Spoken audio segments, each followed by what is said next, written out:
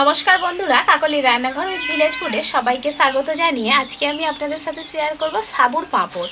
তো এই সাবুর পাঁপড়টা যেমন খুব কম উপকরণে বানিয়ে নেওয়া যায়, তেমন খেতেও কিন্তু খুবই ভালো লাগে। আর একবার বানিয়ে আপনারা সারা বছর ধরে সংরক্ষণ করে রেখে খেতে পারবেন। বাচ্চা থেকে বড় প্রত্যেকেই পছন্দ করবে আর ঝটপট বানিয়ে নিতে পারবেন। ভীষণই সহজ একটা রেসিপি। তো আজকের রেসিপিটা আপনারা প্লিজ প্রথম থেকে শেষ পর্যন্ত দেখতে থাকুন, আশা করছি খুবই ভালো লাগবে। আর যে সকল বন্ধুরা এখনও পর্যন্ত নতুন, তারা যদি ইউটিউব থেকে দেখেন তাহলে চ্যানেলটিকে সাবস্ক্রাইব এবং ফেসবুক পেজ থেকে দেখলে পেজটাকে ফলো করে আমার পাশে থাকবেন। তাহলে দেরি না করে আজকে রেসিপিটা শুরু করে ফেলবো। পাঁপড় বানানোর জন্য আজকের আমি 200 গ্রাম সাবু নিয়েছি। এই বাটির মাপে 1 বাটি সাবু হয়েছে। তো অল্প পরিমাণ সাবু দিয়ে অনেকগুলো পাঁপড় বানিয়ে নেওয়া যায়। তো সাবুর পরিমাণটা আপনারা কম বেশি করে নিতে পারেন। তো এটা বড় দানার সাবু রয়েছে, যে কোনো দানার সাবু দিয়েই কিন্তু পাঁপড়টা বানানো যাবে। ছোট দানাও হতে পারে, বড় দানাও হতে পারে। তো এখানে একটা বড় বাটি নিয়েছি, বাটির মধ্যে এখন আমি সাবুটাকে ঢেলে নেব।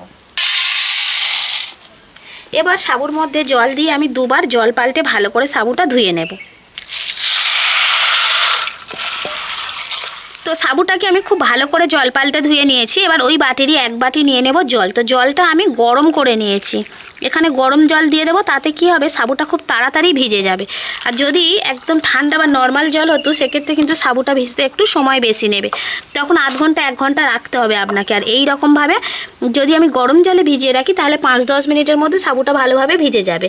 আর 1 বাটি সাবুর জন্য 1 বাটি জল দিয়েছি, তাতে করে কিন্তু খুব ভালোভাবে একদম ঠিকঠাকভাবে সাবুটা ভিজে যাবে।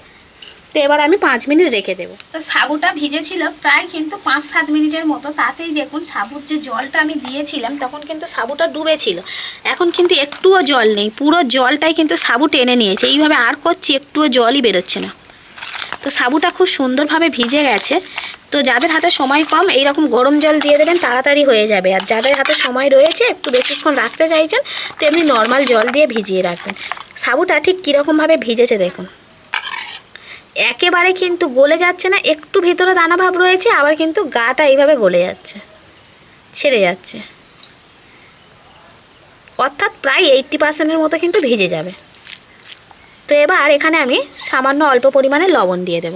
আর আমি এখানে কিছু দেব না। আপনারা চাইলে চিলি ফ্লেক্স, গোটা জিরে, জোয়ান, যার যেমন পছন্দ সেই মতো কিছু মশলা দিয়ে দিতে পারেন। এখানে আর কিছুই দেওয়ার দরকার নেই। আজকে শুধুমাত্র সাবু দিয়েই আমি পাঁপড়টা বানাবো। জাস্ট স্বাদের জন্য একটুখানি লবণ দিয়ে দিলাম।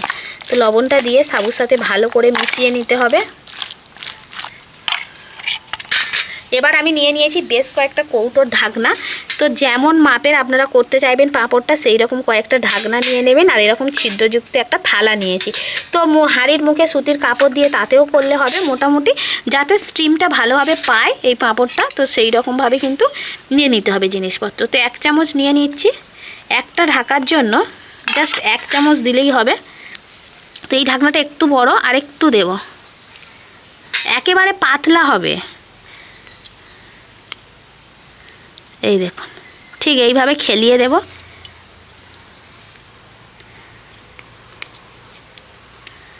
এই যে চা চামচটার মাপ দেখছেন, 1.5 চামচের মতো দিলাম। প্রথমবারে চামচটা ভর্তি হয়নি বলে একটু দিতে লাগলো। তো যেমন আপনাদের লাগবে সেই রকম দিয়ে একেবারে পাতলা করে এইভাবে ঢাকনার মধ্যে লাগিয়ে নেবেন। আর এখানে দেখুন আমি ঢাকনার মধ্যে সামান্য একটু করে সাদা তেল মাখিয়ে নিয়েছি।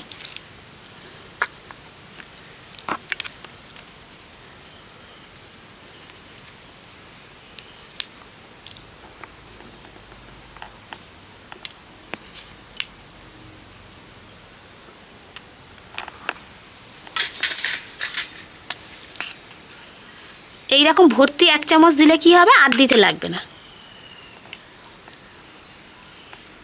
যতটা পাতলা করে দেওয়া যায় দিয়ে দেবেন। এই যে ফাঁকা ফাঁকাগুলো রয়েছে, এগুলো কিন্তু জয়েন্ট হয়ে যাবে। সাবুটা যখন সেদ্ধ হবে জয়েন্ট হয়ে যাবে, কোনো অসুবিধা নেই। সাবু ভিজে গেলে কিন্তু অনেকটাই বেড়ে যায়, সেই পরিমাণে অনেকটা বেড়ে গেছে। তাই যদি আমি 1 চামচ বা 1.5 চামচ সাবু দিয়ে একটা করে পাঁপড় বানাই, তাহলে কতগুলো পাঁপড় হবে বলুন 1 বাটি সাবু দিয়ে।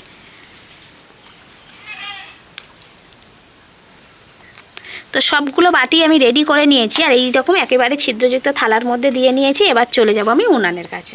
তো এবার আমি উনানটা জ্বেলে নিয়েছি। কড়াইতে অল্প করে জল দিয়ে দিয়েছি, আর একটা স্ট্যান্ড বসিয়ে দিয়েছি। এবার এই থালাটা নিয়ে আমি বসিয়ে দেবো স্ট্যান্ডের ওপর। এবার ঢাকা দিয়ে দেবো। পাঁপড়গুলো হতে বেশি সময় লাগবে না, 4-5 মিনিটের মধ্যেই পাঁপড় তৈরি হয়ে যাবে। মিনিট 5 হয়ে গেছে, ঢাকনাটা এবার খুলে নেব। এই দেখুন কত সুন্দরভাবে হয়ে গেছে, কিন্তু এই যে সাবুগুলো গলে যাচ্ছে আর এদিকে একটা স্বচ্ছ ভাব চলে এসছে, তাহলেই বুঝতে হবে পাঁপড় হয়ে গেছে। তো এবার আমি ঢাকনাটা নামিয়ে নেব, এইভাবে হাত দিয়ে কিন্তু নামিয়ে নেওয়া যাবে। তাছাড়া প্রথমবারে জলটা গরম হতে সময় গেছে, সেজন্য 5 মিনিটের মতো লেগেছে। পরের বার থেকে কিন্তু তাড়াতাড়ি হয়ে যাবে, কারণ জল গরম হয়ে রয়েছে। ঢাকাগুলো ঠান্ডা হয়ে গেছে, খুব তাড়াতাড়ি কিন্তু ঠান্ডা হয়ে যায়, দেরি হয় না। তো এবার আমি একটা থালা নিয়েছি, থালার মধ্যে এইভাবে ঢাকনাটাকে উল্টে দিয়ে জাস্ট ঘা দেবো। কত সুন্দরভাবে উঠে গেল দেখুন, ঢাকনা থেকে পুরো বেরিয়ে গেল। তো এইভাবে প্রত্যেকটা আমি থালার মধ্যে নিয়ে নেব। আর প্রত্যেক কটার মানে শেপটা অর্থাৎ এই যে সাইজটা একই রাখার জন্য কিন্তু আমি এই যে ঢাকনাগুলো নিয়েছি একই রকম নিয়েছি, এতে করে সবগুলো পাঁপড় কিন্তু একই রকম মাপের হবে। তো ছোট বড় হলে অসুবিধা নেই, যার কাছে যেমন ঢাকনা থাকবে নিয়ে নেবেন। তো এই ঢাকনাগুলো কী হলো, মোল্ডের কাজ করলো। তো এইভাবে আমি বাকি পাঁপড়গুলো সব বানিয়ে নেব। প্রথমবারে ঢাকনাতে যে তেল দেওয়া ছিল আর তেল দেওয়ার দরকার নেই, খালি একবার তেল দিলেই হয়ে যাবে। তো এবার আবারও একই রকমভাবে কিন্তু আমি ঢাকনার মধ্যে সেট করে নেব।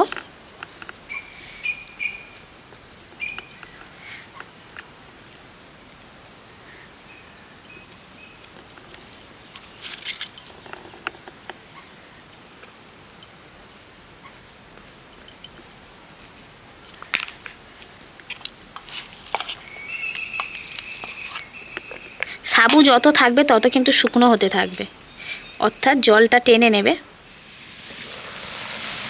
দ্বিতীয়বারেরগুলোও হয়ে গেছে, তো এগুলোকেও নামিয়ে নেব।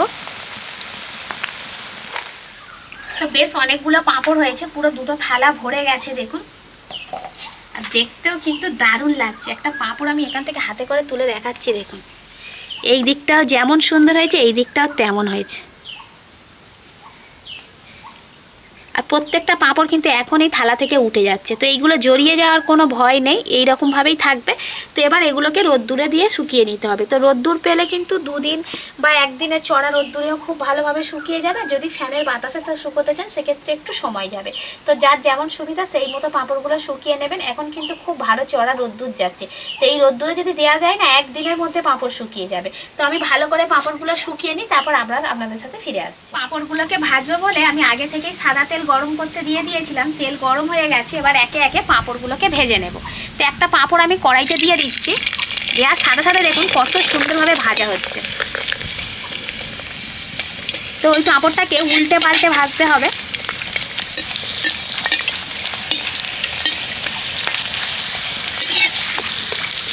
কত সুন্দর বড় হয়ে যাচ্ছে দেখুন। এই দেখুন পাঁপড়টা কতটা বড় হয়ে গেল। তো তুলে নিচ্ছি পাঁপড়টা। পরের পাঁপড়টাও একই রকমভাবেই ভেজে নেব। তেলটাকে একটু বেশি করে গরম করতে হবে।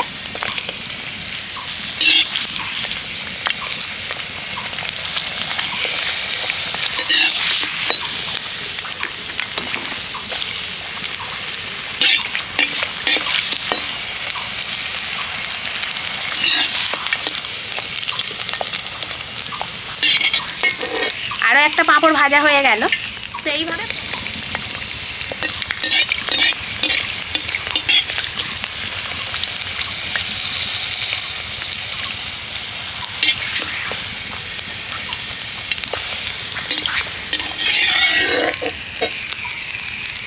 পাঁপড়গুলোকে ভেজে নিয়েছি, দেখুন কতটা সুন্দর লাগছে। তো পাঁপড় হিসাবে যেমন খাওয়া যাবে, বাচ্চারা চিপসের জন্য বায়না করলেও এই পাঁপড়গুলো দিলে ওরা চিপস ভেবে কিন্তু খেয়ে নেবে খুশি হয়ে। তো এইরকম পাঁপড়টা ভেজে আপনারা একটা এয়ারটাইট কন্টেনারে করে ভরে রেখে দিতে পারেন, ঠিক এরকমই থাকবে। আর যদি মানে পাঁপড়টা না ভাজেন তো একদম শুকিয়ে নেওয়ার পরেও কিন্তু একটা কন্টেনারে করে ভরে রেখে দিতে পারেন। মাঝে মধ্যে যখন ইচ্ছা হবে, যে কটা ইচ্ছা সে কটা ভেজে খেতে পারবেন। তো একবার বানিয়ে আপনারা বেশ কিছুদিন ধরে রেখে কিন্তু খেতে পারবেন। প্রত্যেকটা পাঁপড় কিন্তু খুবই সুন্দর হয়েছে, ভাজার পর একদমই হালকা হয়ে গেছে। তো ভেঙে দেখাচ্ছি দেখুন, মুখে দিলেই মিলিয়ে যাবে।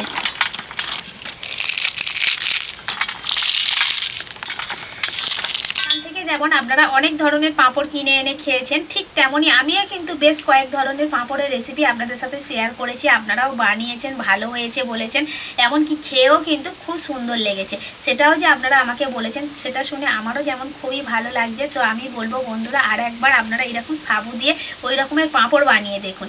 এই পাঁপড়টা খেতেও কিন্তু দারুণ লাগবে। তো একদমই অন্য রকমের একটা স্বাদ, সাবুর পাঁপড়। তো এইরকমভাবে বানালে কাজটাও যেমন অনেক সহজ হয়ে যায়, তাড়াতাড়ি হয়, তেমন কিন্তু খেতে ভালো লাগে। তো আপনারা তো বানাচ্ছেন, আর আমার আজকের এই রেসিপিটা আপনাদের কেমন লাগলো সেটা অবশ্যই কমেন্ট করে জানাবেন। আর ভালো লাগলে লাইক, কমেন্ট, শেয়ার, সাবস্ক্রাইব এবং ফলো করে আমার পাশে থাকবেন। আর আমার নিত্য নতুন রেসিপিগুলো এইভাবেই দেখতে থাকবেন। তাহলে আজকের মতো এখানেই শেষ করছি। সবাই ভালো থাকবেন, সুস্থ থাকবেন, দেখা হবে পরের রেসিপিতে।